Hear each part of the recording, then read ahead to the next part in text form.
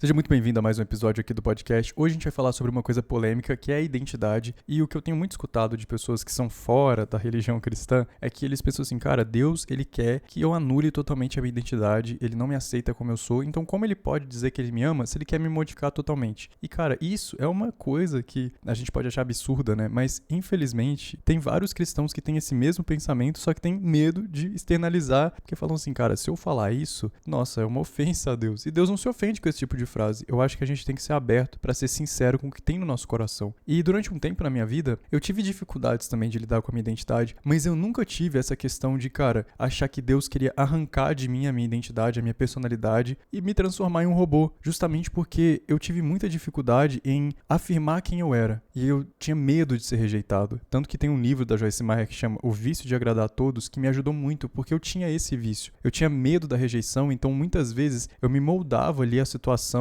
ao grupo de amizades, para poder ser aceito por essas pessoas. E graças a Deus isso foi só durante a infância e ele foi me curando e me tratando durante a minha adolescência, justamente pelo fato de eu não aceitar que isso seria um traço permanente da minha identidade. Eu acho que a menção bíblica que mais escandaliza as pessoas fica lá em Lucas, no capítulo 9, versículo 23 ao 27, que diz: Jesus dizia a todos: se alguém quiser acompanhar-me, negue-se a si mesmo, tome diariamente a sua cruz e siga-me, pois quem quiser salvar a sua vida a perderá, mas quem perder a sua vida por minha causa, este a salvará. Pois que adianta o homem ganhar o mundo inteiro e perder-se ou destruir a si mesmo? Se alguém se envergonhar de mim e das minhas palavras, o Filho do Homem se envergonhará dele quando vier em sua glória, e na glória do Pai e dos santos anjos. Garanto a vocês que alguns que aqui se acham de modo nenhum experimentarão a morte antes de verem o reino de Deus. E eu acho que esse grande medo vem do desejo de permanecer exatamente como você está, só que usufruir todos os benefícios de ser um cristão. Mas não é bem assim, né? Todo o seu relacionamento tem os seus direitos e deveres. E eu sei que é difícil. Você passou durante a sua vida inteira, talvez, tentando lidar com a sua identidade e finalmente encontrou um meio de se aceitar, ter que agora, de novo, se moldar para se encaixar em um lugar, né? Só que é engraçado que parece que a vida inteira a gente tenta correr para um lugar de conforto, para um lugar que a gente verdadeiramente encontre paz e não seja julgado por ser quem a gente realmente é. E eu acho que as pessoas tentaram dizer isso, né? Os cristãos tentaram passar isso para as pessoas, só que num desespero enorme para falar sobre a salvação. E esse desespero é genuíno, gente. Quando você se torna um cristão e vê todo o cenário espiritual e como o inimigo tá furioso para querer tirar as pessoas do paraíso e levar para o inferno eterno, que não é um lugar feliz como as pessoas pregam, um lugar de prazeres carnais, um lugar onde você vai poder fazer o que quiser, a casa de Satanás, como muita gente acha. O inferno é um lugar de condenação. Lá não existe a presença de Deus, lá não existe nenhuma diversão, lá Satanás não trabalha, não coordena, não comanda, muito pelo contrário, só existe dor e sofrimento no inferno. E esse grande desespero dos cristãos de falarem sobre a salvação, de falarem sobre o inferno, é justamente porque a gente não quer que ninguém vá para o inferno. É óbvio também que existem pessoas que disfarçam os seus preconceitos com o cristianismo. E eles encontraram um meio de julgar, apontar o dedo, condenar, falando palavras, né, que parecem amor, parecem salvação, mas que muitas vezes estão ferindo as outras pessoas. Em João 1,12 diz: contudo, aos que recebem, aos que creram em seu nome, deu-lhes o direito de se tornarem filhos de Deus. E eu acho que essa é a grande novidade que a gente tem que espalhar, que nós agora recebemos uma identidade, uma herança de filhos celestiais. E o que isso quer dizer? Antigamente, né, quando não tínhamos ali a cobertura de Jesus, a salvação através do seu sangue, todos nós éramos condenados. E existia sim uma lei extensa que Moisés estabeleceu e que ela ainda deve ser cumprida, mas que dificultava demais para que as pessoas pudessem ter acesso ao Senhor, porque elas precisavam ali de um sacerdote, de uma purificação muito extensa. E esse contato, gente, era algo muito distante. Através de Jesus, que é o nosso sacerdote, nós recebemos o Espírito Santo e o Espírito Santo intercede por nós. Nós temos acesso direto a Deus. Podemos orar e as nossas orações são ouvidas e a gente não morre automaticamente ao orar, porque a gente mesmo impuro pode se arrepender e ser lavado dos nossos pecados. E eu entendo essa dificuldade de lutar contra a identidade que Deus estabeleceu, essa nova versão de você, porque assim como Jeremias, eu me identifico muito, sabe? Quando Deus me chamou para fazer o que eu tinha que fazer, eu relutei bastante, porque eu não me enxergava assim. Jeremias 1:5 diz: antes de formá-lo no ventre, eu o escolhi. Antes de você nascer, eu o separei. E eu designei profeta às nações. Jeremias, ele não se enxergava assim. Ele não se via como um grande profeta, mas porque também ele não era mesmo. Ele não tinha essa identidade. Ele era muito jovem, muito novo. Ele não se via nesse lugar. Mas Deus já via nesse lugar porque ele estabeleceu essas coisas. Ele colocou essa nova identidade em Jeremias. E a nossa identidade, em 1 Pedro 2:9, diz que nós somos geração eleita, sacerdócio real, nação santa, povo exclusivo de Deus, para anunciar as grandezas daquele que os chamou das trevas para a sua maravilhosa luz. Então, existe sim, cada um de nós tem a sua individualidade, as suas vontades, mas existe uma missão para aquele que aceita Jesus Cristo, que é espalhar as boas novas, e para isso nós somos separados como uma nação diferente. Não dá para você ter os mesmos comportamentos que o mundo tem e se dizer separado de Deus. Porque qual seria a diferença de uma nação eleita para aqueles que caminham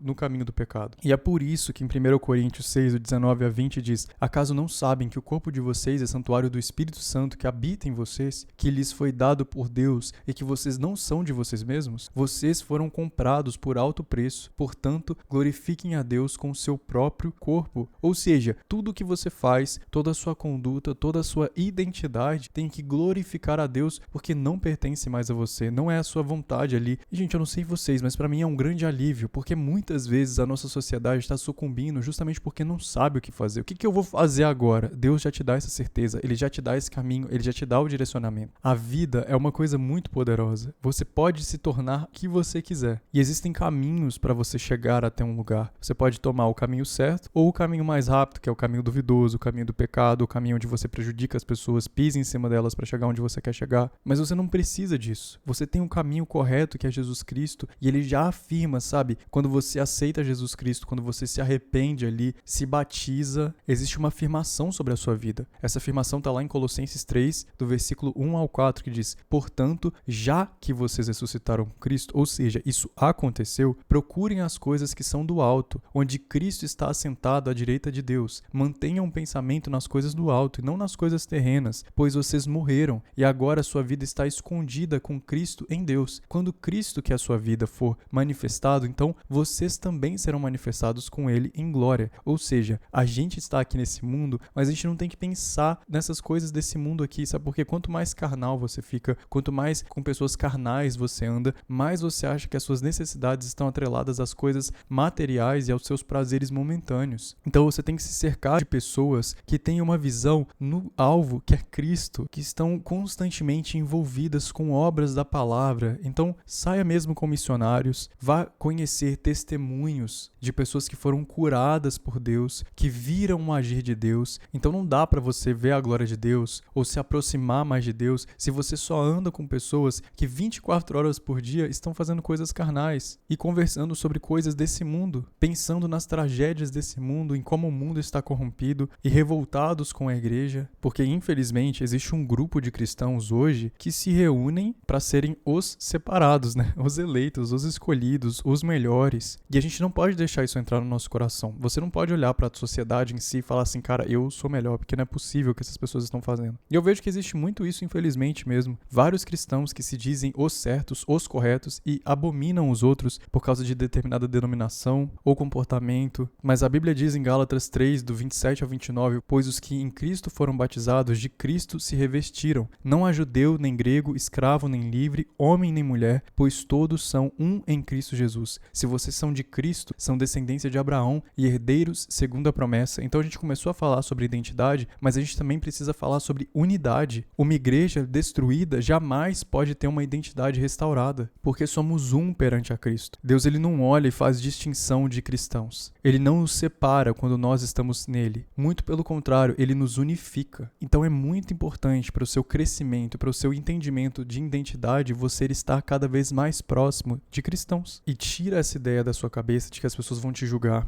Pode ser que exista alguém que realmente faça isso. Pode ser que exista realmente alguém que te julgue, porque nem todo mundo é perfeito, todo mundo ali está ali para ser aperfeiçoado. Pode ser que tenha alguém ali que saiba algo do seu passado e que você fique com medo dessa pessoa ficar associando você ao seu passado, mas aí você tem que se lembrar de 2 Coríntios, do capítulo 5, 17, que diz o seguinte: portanto, se alguém está em Cristo, é nova criação. As coisas antigas já se passaram, eis que surgiram coisas novas. Então não tem por que você basear sua identidade nas coisas que aconteceram lá atrás. Pode ser, Patrick, mas aconteceu há 2 segundos atrás. Se arrependa, vire, dê meia volta, sabe? Pare de fazer esse mesmo caminho, pare de ter essa mesma conduta, leia a palavra de Deus, testifique e preencha o seu coração com a verdade da Bíblia para que você possa evoluir, porque é um privilégio ser chamado de filho de Deus. Hoje as pessoas estão correndo atrás de títulos. Então quem tem mais seguidores no Instagram, quem mora no bairro XYZ, quem tem a família mais rica, mais bem-sucedida, do sobrenome mais forte, da posição política mais forte, mas não existe nenhum status maior do que o status de filho de Deus. Então faça jus a esse status que você recebeu. Não queira trocar isso, não tenha vergonha, porque existem pessoas que em determinados lugares têm vergonha de dizer que são cristãos, porque acham que vão ser mal interpretadas. Mas não, fale mesmo que você é cristão e mostre a verdadeira identidade de quem Cristo é. Manifeste a glória de Deus através da sua vida, porque só assim as pessoas conhecerão quem é Cristo. Se você sempre ficar com vergonha de ser filho de Deus, se você nunca fala porque você se acha o cristão diferente, o gente boa, o da galera, como conhecerão a Cristo de verdade? 1 João, no capítulo 3, do versículo 1 ao 3, diz exatamente sobre esse privilégio. Vejam como é grande o amor que o Pai nos concedeu, sermos chamados filhos de Deus, o que de fato somos. Por isso o mundo não nos conhece, porque não o conheceu. Amados, agora somos filhos de Deus e ainda não se manifestou o que havemos de ser, mas sabemos que quando ele se manifestar, seremos semelhantes a ele, pois o veremos como ele é. Todo aquele que nele tem essa esperança purifica-se a si mesmo, assim como ele é puro. João aqui estava falando para todos nós, pecadores, cheios de dificuldades, mas mesmo assim Deus nos chama de filhos. Com o coração arrependido, com a esperança em Jesus Cristo, somos purificados assim como ele é puro. Então todas as vezes que você ouvir alguém dizer assim, cara, como Deus é capaz de me amar se ele quer mudar totalmente minha identidade? Então ele não me ama, ele quer uma outra versão de mim, ou ele quer inventar uma versão que nem existe. Lembre as pessoas a respeito da trajetória que a humanidade tem e de como é bom ser resgatado por Jesus. Em Efésios 4, do 22 ao 24, fala: quanto à antiga maneira de viver, vocês foram ensinados a despir-se do velho homem, que se corrompe por desejos enganosos. Então toda essa nossa antiga identidade, a nossa antiga vida, nos levava para um momento de tristeza. E eu posso afirmar, gente, todos os momentos em que eu estive afastado de Deus foram momentos de muita confusão, de muita tristeza, sabe? De solidão, de não saber o que fazer com a minha vida. No versículo 23 continua: a serem renovados no modo de pensar e a revestir-se do novo homem, criado para ser semelhante a Deus em justiça e em santidade, provenientes de onde, gente? Da Bíblia, da verdade, da palavra do Senhor, que nos liberta de todas as nossas amarras, de todas as nossas dificuldades e principalmente da nossa identidade antiga. E isso, gente, a gente não faz com a nossa própria força. Eu já venho falando isso com vocês há muito tempo, mas é verdade. Só através do Espírito Santo, que é um presente divino para cada um de nós, ele habita em nós, ele nos capacita a viver essa nova vida. Em Romanos, no capítulo 8, do versículo 14 ao 15, diz: porque todos os que são guiados pelo Espírito de Deus são filhos de Deus, pois vocês não receberam um espírito que os escravize para novamente temerem, mas receberam um espírito que os torna filhos por adoção, por meio do qual clamamos Abba, Pai. Esse episódio é um episódio muito especial para mim, porque ele define muito de algo que eu passei por anos assim na minha vida, uma dificuldade de entender qual era a minha identidade, de entender como Deus me ama em meio a todas as confusões que eu já passei na minha vida, na minha infância, a todos os momentos em que eu estive afastado de Deus, e reconhecer que Ele é o único que me ama genuinamente, independente de como eu estiver, me dá força muito grande. E eu queria que você também recebesse essa força, porque eu entendo as pessoas, porque eu sei que existem pessoas que realmente querem esse amor de Deus, que realmente querem se entregar, mas tem essa grande dificuldade porque acreditam que Deus a todo momento está julgando você, que Ele odeia a sua personalidade. Isso é uma grande mentira. Deus não te odeia. Ele quer te aperfeiçoar, quer te trazer para mais perto. E pode ter certeza, você não vai ter que lutar mais contra contra a rejeição das pessoas, você não vai ter que se cansar tentando agradar a todo mundo, porque Deus ele nos dá a confiança e a capacidade de sermos quem nós nascemos para ser. Isso é tão lindo, sabe? Essa plenitude de estar exatamente onde nós devemos estar. Todos nós, independente se a gente quer ser cristão ou não, todos nós somos criação de Deus. E o único lugar que você vai conseguir ser plenamente feliz é nos braços do Pai. Que seu dia seja incrível, assim como você é. Eu te espero no nosso próximo episódio aqui do podcast. Valeu, falou.